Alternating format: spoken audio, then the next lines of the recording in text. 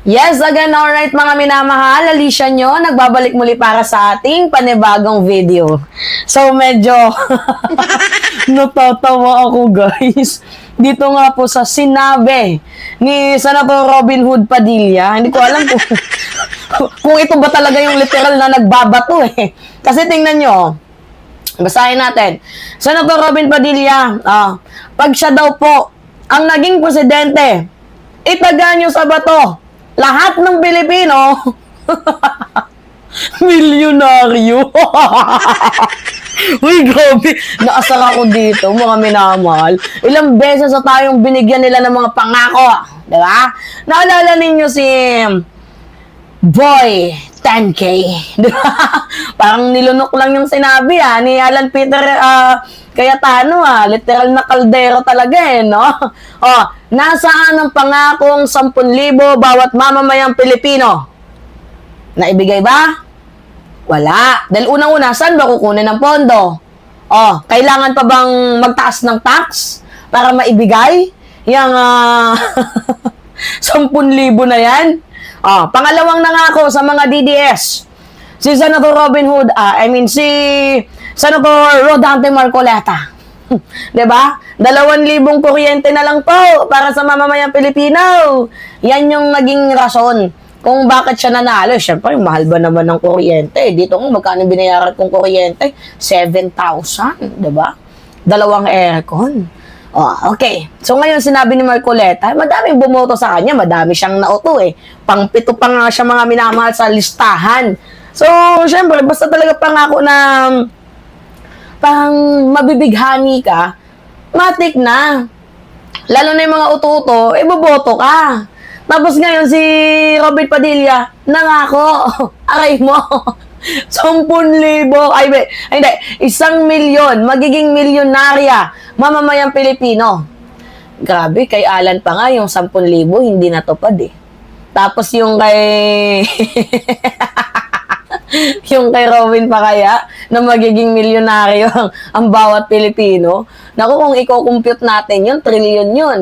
Saan naman natin kukunin yung trilyon? Mangungutang tayo? Tataasan yung tax? Kahit taasan yung tax, hindi kakayanin, mga minamahal. Ano ba naman yan si Robin? Hindi nag-iisip. Kailan kaya tutubuan to ng utak? Ito Robin, bigay ko sa'yo yung utak, Kasi yung sinasabi mo, parang paa, Hindi din ata alam ni Robin Padilla yung salitang ekonomiya. Yung supply and demand. Mukhang hindi niya din ata alam yun. Yung inflation, diba? Ewan ko ba dito kay Robin Padilla? Ang daming mahabang pangako na pwedeng ipangako. Yung pagiging milyonarya pa talaga. Diba? So, ano nga ba talaga yung sinasabi ni Robin? Ito, hindi to joke, Diretsahan niya kasing sinabi na lahat daw na maging mamamayang Pilipino ay magiging milyonaryo.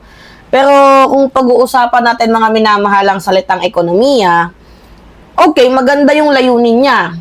Pero hindi sapat yung maganda mong intensyon kung mali naman yung prinsipyo. Diba? Hindi porket mabait na hangarin ang nais mo, tama na agad yung solusyon na naiisip mo. Kasi, if we'll do the math, diba, the basic economic, alam ba ni Senator Robin Hood Padilla yung economic balance?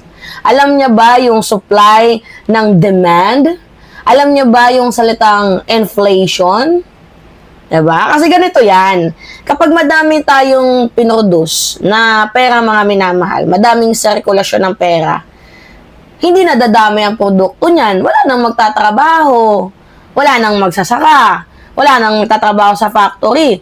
Kasi lahat sila madami ng pera. Ngayon, dahil madami na silang pera, madami silang pambili. Una, hindi na sila nagtatrabaho, bili na lang sila ng bili. Paano yung mga produkto na sakaling bibilhin natin, wala nang gumagawa? Di ang ibig sabihin yan, mga minamahal, tataas ang demand sa mga products, pero mababa ang supply. Parang ganun yung mangyayari. So, habang hindi dumadami ang supply, tumataas yung demand. So, at the end of the day, ang mangyayari dyan, syempre, tataas na ang presyo niyan, di ba? At saka, bababa na din ang value ng pera. So, ang 1,000 mo, siguro magiging piso na lang yan. Di ba? Kasi merong bansa na millionaire yung pera nila, million. 'Di ba? Pero yung halaga is maliit lang yung value. So, yan yung nangyayari, yung pag hyperinflation,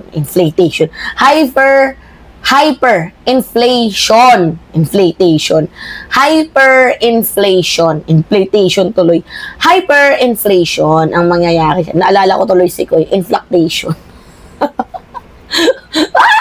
'Di ba? Hyperinflation ang mangyayari diyan. So, at the end of the day, mas lalong maghihirap ang mamamayang Pilipino, 'di ba? So, kapag lahat ng mamamayang Pilipino ay milyonaryo, ang mangyayari dyan, wala nang milyonaryo sa totoong realidad. Kasi yung pera nilang hawak, okay, milyon, pero mababa na yung halaga. So, kung lahat may milyon, sino na yung magsasaka? Sino na yung magmamaneho ng jeep? Sino na magtatrabaho sa pabrika? So, kung walang nagtatrabaho, edi walang magsusupply. Walang gagawa ng produkto, walang magsiservisyo. So, kapag kulang yung supply pero mataas yung demand, sasabog pa din dyan yung presyo. So, yan yung dahilan kung bakit hindi talaga kailangan mag-imprenta ng napakadaming pera. Diba? So, hindi lang to isang beses, sinasabi ko sa inyo mga minamahal na nangako sila, yung puro pangako pero hindi natutupad. Diba? Sabi ko nga sa inyo, si Cayetano nangako, si Marcoleta nangako. Tapos madaming mga DDS ang mahilig mag-promise. 'Di ba? Pero at the end of the day, wala namang actual na implementation. 'Di ba? Walang pondo, walang plano, walang accountability. So, kung paulit-ulit na ang ginagawa nila na yan, ba't pa kayo maniniwala? 'Di ba, mga minamahal? Ngayon, sagutin natin, saan nga ba talaga dapat kukuha ng 110 million? Kasi 110 million ang mamamayang Pilipino. So, sabihin na natin ang bawat isa ay magiging milyonaryo daw. 110 million ang mamamayang Pilipino. So, kung meron tayong tagi-1 milyon, abay 110 trillion pesos yan. 'Di ba? Kung kukumputin natin, 110 trillion. So, kahit pagsama-samahin pa natin ang ilang budget, mga minamahal, kulang pa din, 'di ba? So, ang tanong, saan tayo kukuha? Uutang ba? Mag-iimprenta ng pera? Tataasan ng buwis? So, lahat ng sagot na binanggit natin, mga minamahal, ay merong masamang epekto sa ating ekonomiya. So, alam nyo, to be honest with you guys, yung ginagawa ni Robin Padilla, populism, 'di ba? Populism, pasikat atake, pasikat mode, which is hindi naman yun yung totoong solusyon. Kasi, una, masarap naman talaga siyang pakinggan. Uy, magiging milyonaryo na tayo. Madaling ikampanya yan. Pero, okay, pangmasa din yung dating. 'Di ba? Pero ang tawag dyan, mga minamahal, that is not policy. That is populism. Ang tunay na solusyon, trabaho dapat ang ipamigay. Produksyon dapat ang ipamigay. 'Di ba? Hindi yung ang daming pinapangako, pero ang hirap naman matupad. So, ang solusyon dyan, magandang edukasyon, hindi ilusyon. 'Di ba?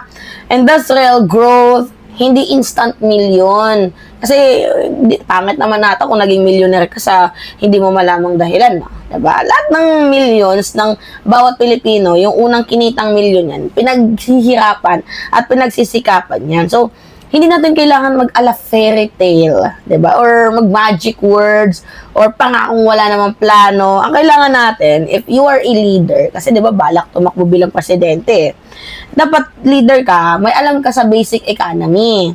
'Di ba? May konkreto kang plano. May accountability ka. May respeto ka sa batas. At meron kang katinuan kung mag-isip. So ngayon, parang mukhang walang math, 'di ba, or science dito sa utak ni Robin Padilla. Kumbaga, walang plano equals panloloko. Pangit naman ata yun, mga minamahal. So, hindi gaganda yung image mo dyan. So, dapat kapag nagpaplano ka, merong math, merong science, 'di ba? Para perfect combo, yun, swak agad yung pangako mo. Matutupad agad yun, 'di ba? Ay, nako. Alright, kayo mga minamahal, ano yung masasabi ninyo? Anyway, it's me again, Alicia nyo. Nagbabalik muli para sa ating panibagong video. Ay, paki-comments, likes, and share na lang. And also, don't forget to click the subscribe and always hit notification bell mga minamahal para lagi kayong na-update sa mga video na ina-upload natin. Maraming salamat at ingat, mga kababayan.